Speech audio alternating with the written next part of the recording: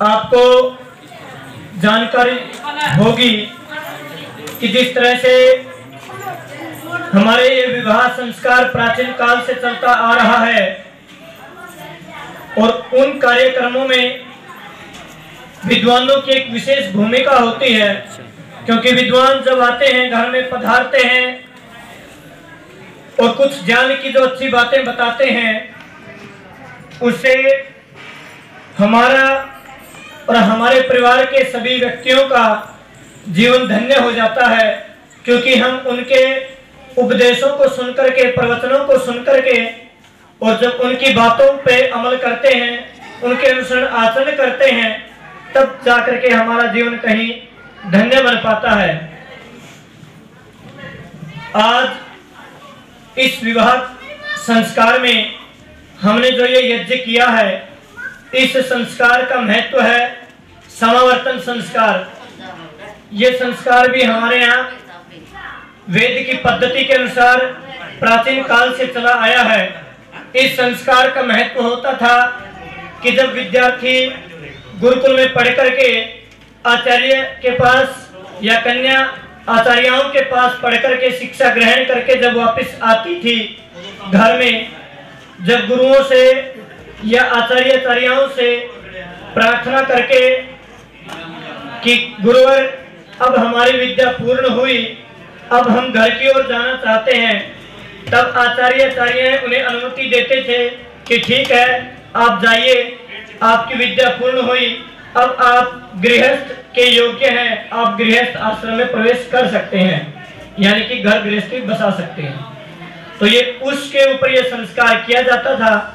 वर्तमान में कुछ इन पद्धतियों को छोड़ दिया जा रहा है, इनका अभाव हो रहा है, लेकिन फिर भी आदरणीय शास्त्री जी जैसे कुछ व्यक्ति इस कार्यों को, इन व्यवस्थाओं को बताने में लगे हुए हैं। अगर ये संस्कार हमारे बचे तो हम इन संस्कारों के माध्यम से अपने युवक युवतियों को वो संस्कार दे जाएंगे जिससे उनका तो जीवन धन्य बनेगा ही बनेगा, आगे आने वाली उनकी जो संतति होगी, जो उनकी पीढ़ियां होगी, जो उनके बच्चे होंगे, वो भी संस्कारित बनेंगे। आप देख रहे हैं विद्यालयों में कैसा माहौल चल रहा है। लोग स्कूलों में अपने बच्चों को भेजते तो हैं ये सोच करके कि हमारे बच्चे वहां जाकर के शिक्षा अध्ययन करेंगे, विद्या अध्ययन करेंगे और अपने जीवन को धन्य बनाएंगे, सफल बनाएंगे, कहीं न कहीं जीवन में सफल हो जाएंगे। लेकिन कुछ व्यवस्थाओं के कारण और कुछ हमारी उस पद्धति के छूट जाने के कारण आज व्यवस्थाओं में इतना बिगाड़ हो गया है कि हमारे बच्चे नाम मात्र की शिक्षा तो ग्रहण कर लेते हैं मगर संस्कार ग्रहण नहीं कर पाते। इसमें हमारा भी दोष है, अध्यापकों का भी है और कुछ सरकारी व्यवस्थाएं भी ऐसी हैं जिनके कारण शिक्षा तो दे दी जाती है मगर संस्कार नहीं दिए जाते। उन संस्कारों का प्रभाव क्या होता है आप समाज में देख ही रहे हैं, किसी से कुछ छुपा नहीं है। यह है कि बहुत सारे लोग कहते नहीं, चर्चा करते नहीं, आपस में एक दूसरे के साथ चर्चा कर लेते हैं मगर ऐसे खुले रूप में कोई बोलने की हिम्मत कर पाता है। देखिए आज हमने अपने बच्चों को अगर संस्कार नहीं दिए तो उसके परिणाम आपको अपने गांव में भी मिल जाएंगे, अपने जिले में मिल जाएंगे और अपने राज्य का तो जिक्र ही क्या करें, देश का तो जिक्र ही क्या करें। बहुत बुरा हाल मच रहा है, हर जगह व्यभिचार तबाही मचा रहा है, युवा भ्रष्ट हो रहे हैं, उनका किसी का कोई आचरण रहा नहीं, किसी का कोई जीवन रहा नहीं, सबके सब एक दूसरे की लड़का लड़कियों के चक्कर में, लड़कियां लड़कों के चक्कर में ऐसे संस्कारों से विहीन हो गए हैं कि न अपनी इज्जत का ख्याल रहा, न अपने माता पिता की इज्जत का ख्याल करते और न अपने परिवार की और न अपने देश समाज राष्ट्र की चिंता करते। उन्हें कोई फर्क नहीं पड़ता, उनकी खुद की कोई इज्जत है नहीं, माता पिता की इज्जत का वो ख्याल नहीं रखते। और आप देख रहे हैं कोई किसी के साथ भाग रहा है, कोई किसी के साथ भाग रहा है। कारण यही है कि न तो हमने ध्यान दिया, न हमने संस्कार दिए और न अध्यापक उन्हें संस्कार दे पाए और इसका परिणाम संपूर्ण समाज झेलता है।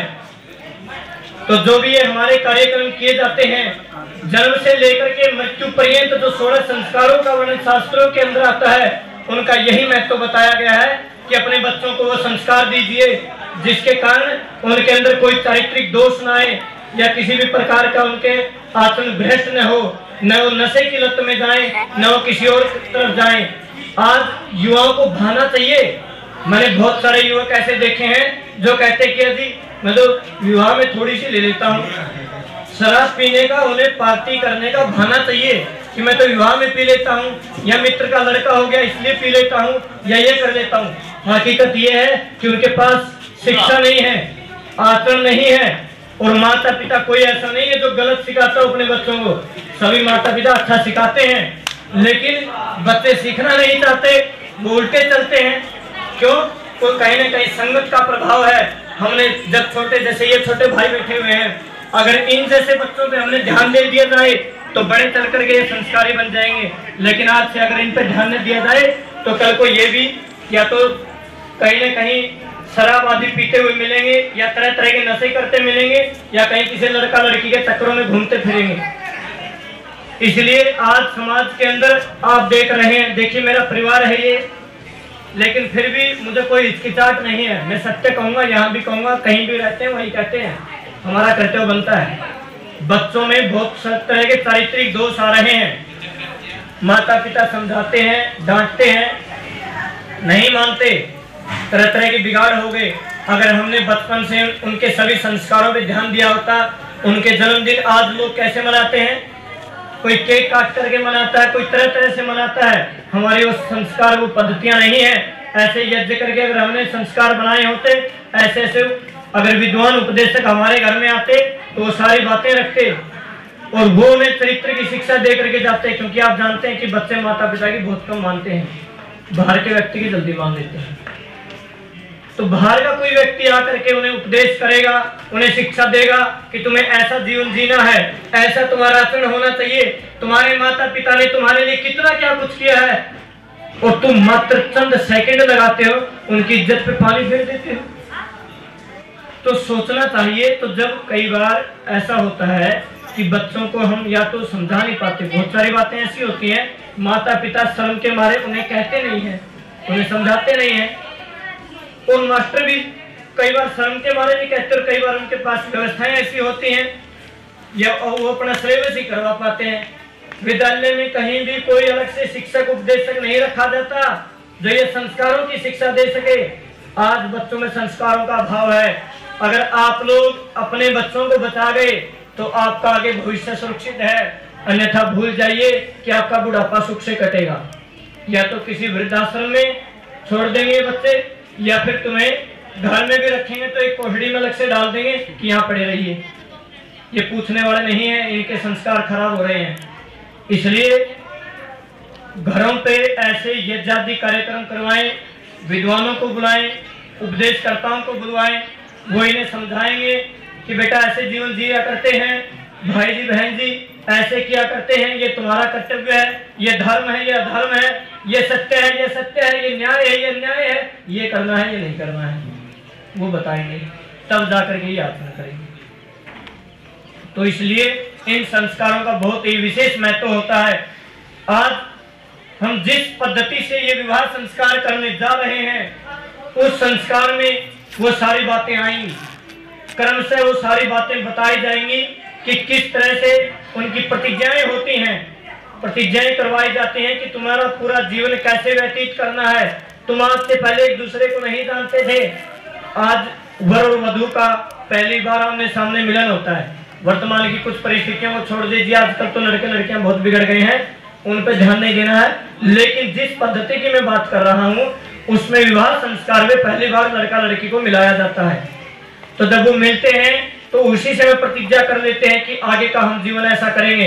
पहले हमारे जीवन में क्या रहा भूल जाइए, किसके जीवन में कितने दोस्त थे, किसका जीवन कैसा था, उन चीजों में ध्यान नहीं देना है। लेकिन आगे का जीवन हमें अच्छे से व्यतीत करना है, एक दूसरे के सुख दुख में चल करके, एक दूसरे से विचार विमर्श करके हमें अपने जीवन में किस तरह से आगे बढ़ना है, क्या हमारे कर्तव्य होते हैं, सासू ससुर की सेवा करनी है, और ऐसी जो बहुत सारी बातें होती हैं आदरणीय शास्त्री जी आपको यज्ञ में विवाह संस्कार को सारी बताएंगे। तो मैं चाहूंगा कि इस यज्ञ के उपलक्ष्य में भी आदरणीय शास्त्री जी कुछ आपको धर्म के मार्ग का उपदेश करेंगे। आदरणीय शास्त्री जी, उसके बाद शांति पाठ होगा, फिर भोजन आदि करेंगे।